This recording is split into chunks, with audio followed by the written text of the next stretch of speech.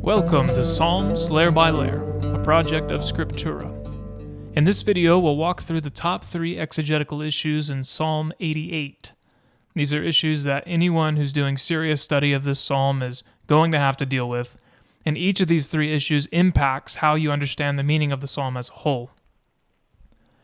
In Psalm 88, the top 3 issues are the meaning of the word xofshi in verse 6, the textual issue regarding the word afuna in verse 16, and finally, the interpretation of the last verse of the psalm, which probably says something about darkness, though exactly what it says about darkness is not clear.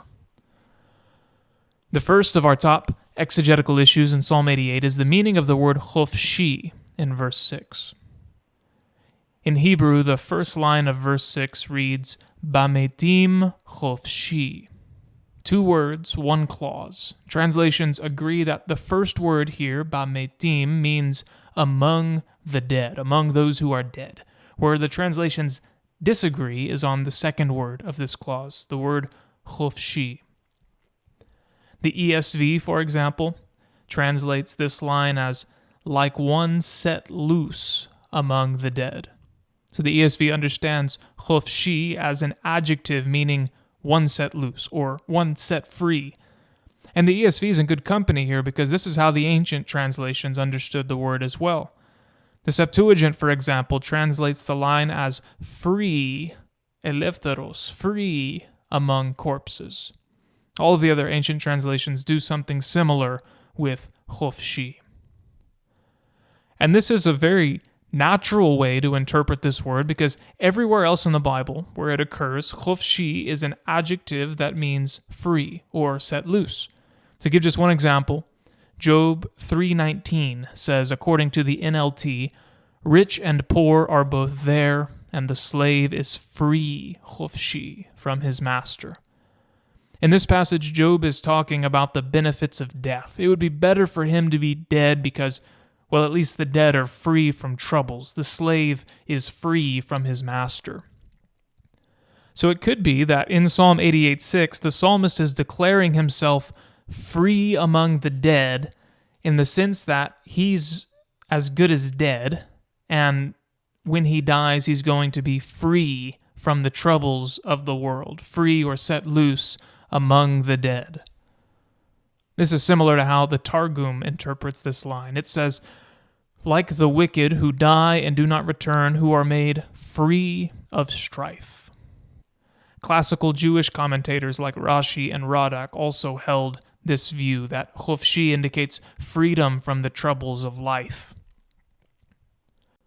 The problem with this view is that it doesn't fit very well within the overall tone of the psalm. To be free from strife and the troubles of the world is, at least in one sense, a good thing. Freedom carries positive connotations of rest and relief, but the psalm is gloomy and full of despair, and it's clear from the rest of the psalm that the psalmist doesn't want to die. Whereas Job wanted to die and to be free from his troubles, the psalmist does not want to die.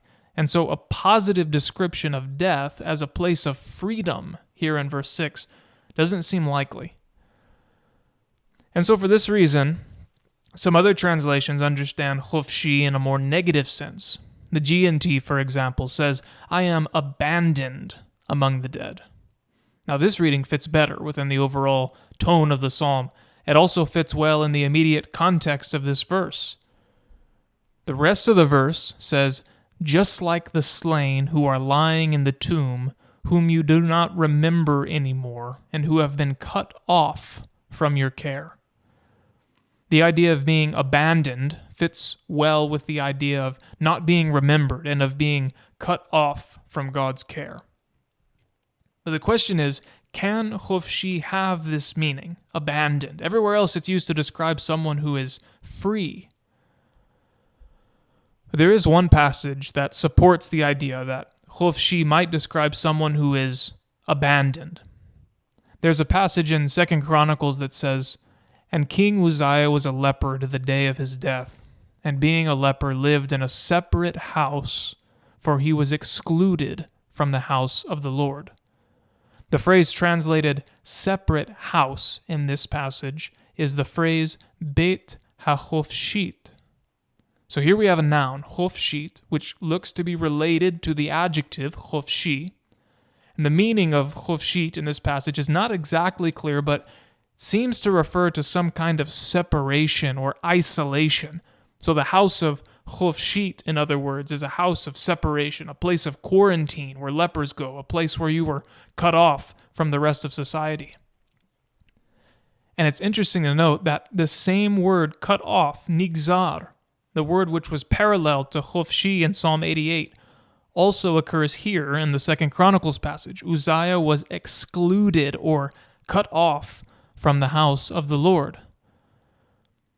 The resemblance between these two passages suggests that the adjective chofshi in Psalm 88 has a similar meaning to the noun chofshit in 2 Chronicles. And so we have here some evidence for understanding chofshi in Psalm 88 as a description of someone who is cast off from society and from the worship of God in the temple. We might even translate chofshi as outcast. The psalmist, in other words, feels like a leper. He's isolated, despised, and cut off from God's care. And not just an outcast within the world of the living, but an outcast, he says, among the dead, within the world of the dead. In other words, it's as though he's already dead, and among everyone in the world of the dead, he is the lowest of the low, an outcast even among the dead, just like the slain who are lying in the tomb. And the slain were another low-status group among the dead, since they were buried in mass graves. Just like the slain, he says, who are lying in the tomb, whom you do not remember anymore, and who have been cut off from your care. Before wrapping up this first issue, we should at least mention one other option for interpreting chofshi. Several translations understand chofshi not as an adjective, as we've been assuming, but as a noun with a pronominal suffix, meaning something like my couch chofshi. The NAB, for example, says, my couch is among the dead, and several French translations take this view as well. For a detailed evaluation of this position and of all the positions around this issue, see the webpage that's linked in the description below. Suffice it to say for now that this view, my couch, is, in our opinion, ultimately based on a speculative etymology of the word chofshi. And so, in conclusion, we prefer to interpret chofshi in Psalm 88 as an adjective used to describe someone who is cast off from society and from the care of God, much like a leper. The main argument for this view is the analogy with the 2 Chronicles passage, as well as the way in which this interpretation fits the wider context of the psalm. If asked to rate our level of confidence in this conclusion on a scale of A to D, A being the highest, D being the lowest, we would give this view a B rating. The second issue in Psalm 88 involves another difficult word, the word afuna, at the end of verse 16. Modern translations are all over the place in their attempts to interpret this word. The ESV says, I am helpless, and it has a footnote saying the meaning of the Hebrew word is uncertain. The NET translates this word as I am numb with pain, and the NET has a footnote saying the meaning of the Hebrew form afuna, which occurs only here in the Old Testament, is unclear. The NET also notes that it is choosing to amend the text and read afuga instead of afuna. Afuga meaning I am numb. Other translations say I am in despair, I grow weary, I pine away, and so on. In other words, the translations agree that the word here is a verb and that it has some negative meaning, but they disagree not only on what it means, but on what the text actually says, whether we should read afuna or afuga or maybe something else. The Masoretic text reads afuna. This word looks like it's a first-person singular verb, a cohortative verb, from the root pe, vav, nun. The problem is that this root, pe vav nun, does not appear anywhere else in the Bible. Now, it could very well be that the root, pe vav nun, and the verb from it only occurs here, and that we simply don't know what it means. Or it could be that the form afuna actually represents a textual error, and that the original text read something else. As we mentioned earlier, the NET reads the text as afuga. This root, pe vav gimel, unlike the root pe vav nun, is attested in the Bible. For example, Psalm 38:9 says, I am numb with pain, nafugoti, and severely battered. I groan loudly because of the anxiety I feel.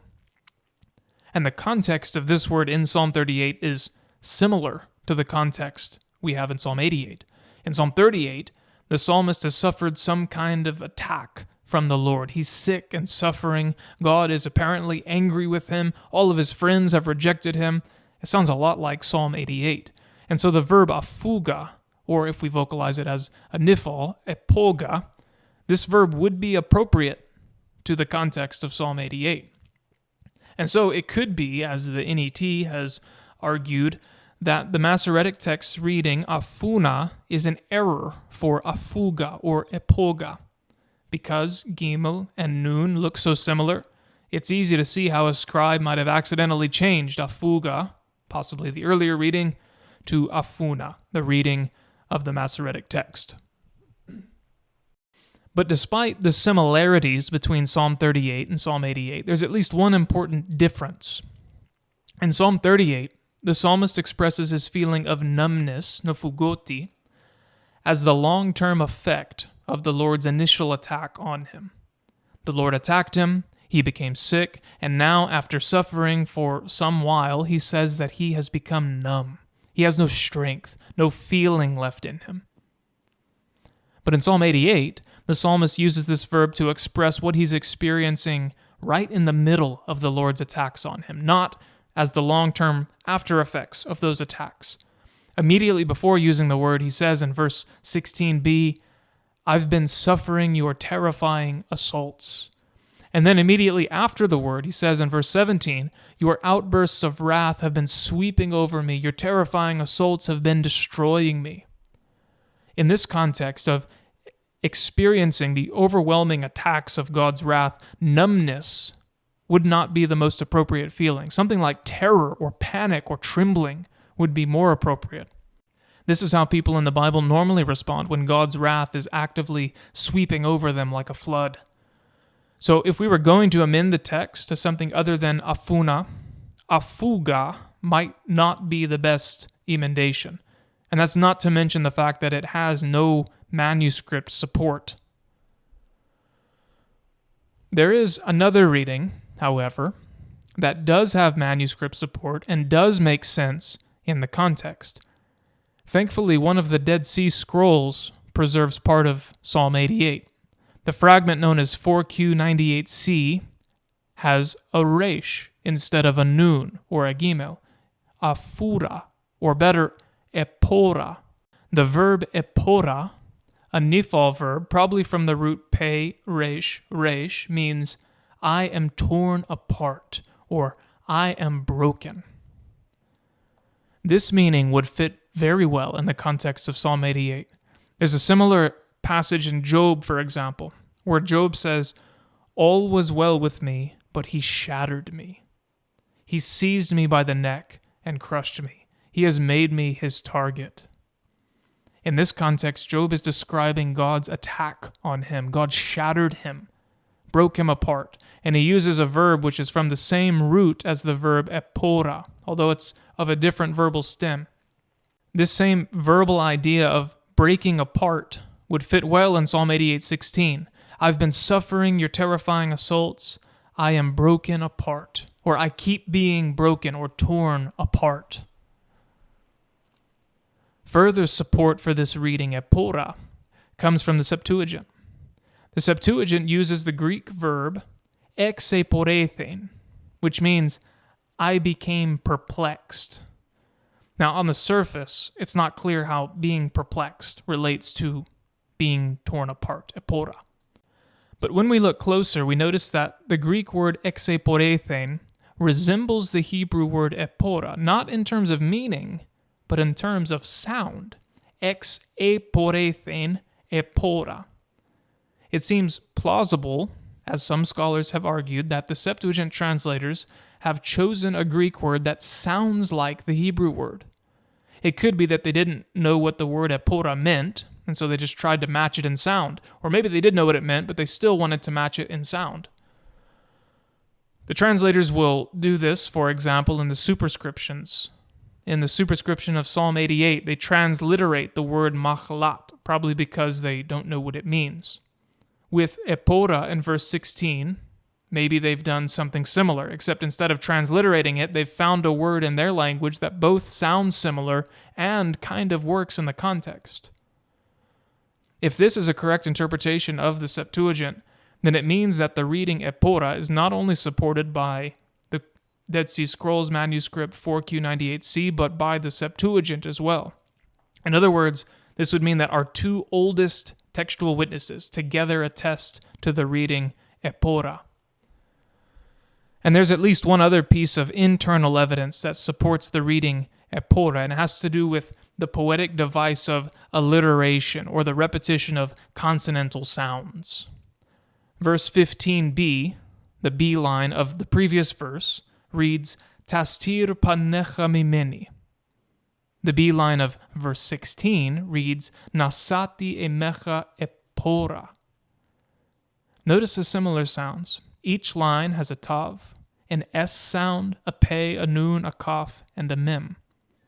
The only consonantal sound in verse 15b that is not repeated in verse 16b is resh, unless, of course, we read epora. Then the two lines alliterate with one another perfectly. In conclusion, then, we read the text as epora, and we interpret this verb to mean I am torn or broken apart. Unlike the afuga reading, the reading epora is based on manuscript evidence, and unlike the afuna reading, this reading reflects a verbal root that is well attested in the Hebrew Bible. The reading also fits well in the context, not only in terms of its meaning, but even in terms of its sound. We give this conclusion a B+ rating.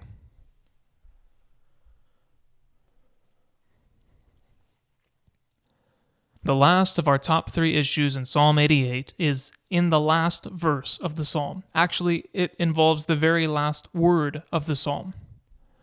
You have caused all my friends and companions to shun me, my acquaintances, machshach.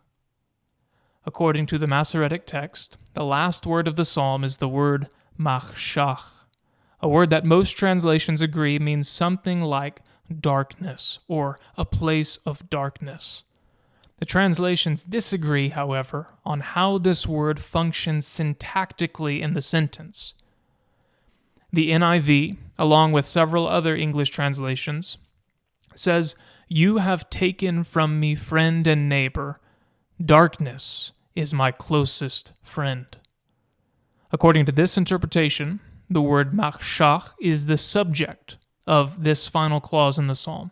Darkness, machshach, is my closest friend. But this interpretation, although it sounds cool and would make for an appropriate ending to the psalm, doesn't have a very strong basis. In the first place, the word machshach doesn't exactly mean darkness, but rather dark place, place of darkness. The word for darkness is choshech, not machshach. And even if machshach could mean darkness instead of dark place, the word machshach is singular, while the word translated friend in the NIV is actually plural, mayudai, my friends. So we would have to say darkness is my closest friends, which doesn't work grammatically. And so this interpretation, despite its popularity, seems rather unlikely. Another interpretation is given to us by the NJPS translation.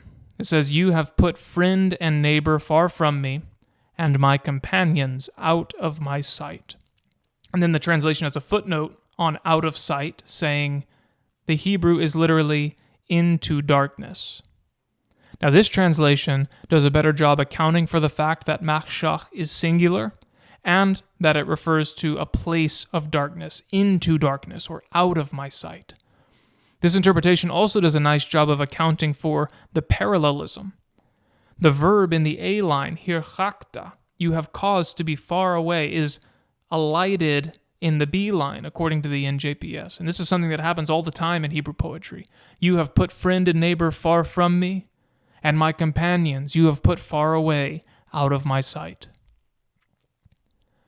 But there are still some issues with this interpretation. In the first place, it would be unusual for the verb hirchakta, the verb which is alighted in the B line, to be modified by a noun like machshach, that indicates the direction towards which someone is made far away. The verb hirchakta is a verb of detachment, and it's almost always modified by min prepositional phrases indicating the place from which something is detached, never the place to which something is removed or detached. Also, nouns that function adverbially to indicate the direction of some motion are usually definite, either grammatically definite or semantically definite. The word machshach, however, is indefinite, a dark place, rather than the dark place. Finally, as the rest of the psalm makes clear, it's the psalmist himself who's in darkness, not his friends. In verse 7, for example, he says that God has placed him in dark places. In verse 13, he describes the place of the dead, a place which he sees himself inhabiting as a place of darkness. And so, the interpretation of the NJPS translation doesn't seem very likely either. A more promising solution is given to us, again, by the Septuagint. The Septuagint says, "You distanced from me friend and fellow, and you distanced from me my acquaintances due to misery."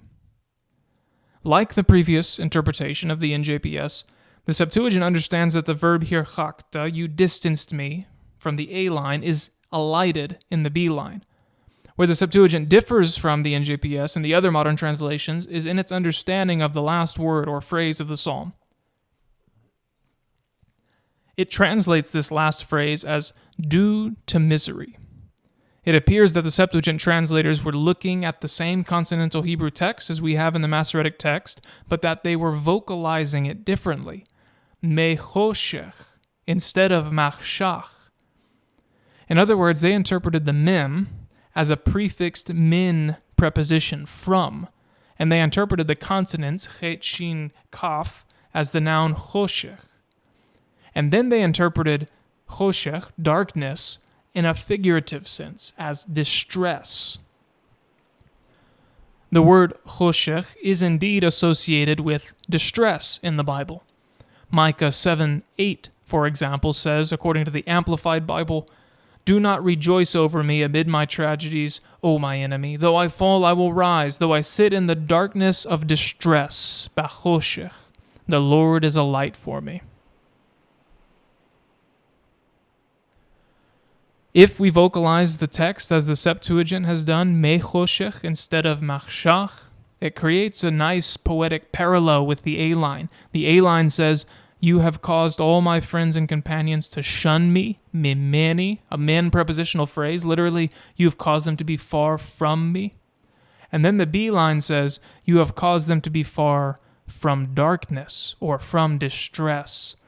In other words, the parallel creates a kind of equation between the psalmist and darkness, between the psalmist and distress. The psalmist has become so associated with darkness, he's surrounded by distressing darkness, that being far away from him is the same thing as being far away from darkness or distress. This interpretation fits well with the other parts of the psalm, where the psalmist describes his situation as a dark situation. In conclusion, then, we prefer to read the last word of Psalm 88 as mechoshech, from darkness, instead of machshach, a place of darkness. This interpretation does require a different set of vowels than what we have in the Masoretic text, but it's the same consonantal text, and this way of reading or vocalizing this consonantal text is ancient, going back at least to the Septuagint. It makes good sense in the context, and it avoids the problems that are inherent in the other interpretations we discussed. We give this conclusion a B rating. How we resolve each of these exegetical issues shapes how we see the psalm as a whole. Specifically, how we resolve each of the issues affects how we understand the nature of the psalmist's suffering in Psalm 88. In verse 6, he describes himself as xofshi, that is, an outcast among the dead. In other words, he's as good as dead, and among those who are dead, he is the lowest of the low. Even the other dead people don't want anything to do with him. He's like a leper in the world of the dead. The worst status you could imagine, in the worst place you could imagine.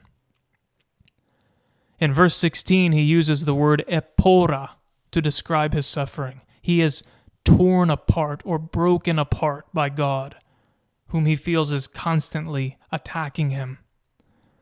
Finally, in verse 19, with the last word of the psalm, he describes his situation as one of darkness or distress. He is surrounded by darkness, so much so that to be far from him is to be far from darkness. This has been the Exegetical Issues video for Psalm 88, in which we explore the difficult and important issues that interpreters of the psalm are likely to encounter. Our overview video provides a coherent interpretation of the psalm, and our poetics video explores the beauty of the psalm as a poem. All these videos are offered free of charge thanks to the generosity of our donors. Please visit us at scriptura.org to learn more.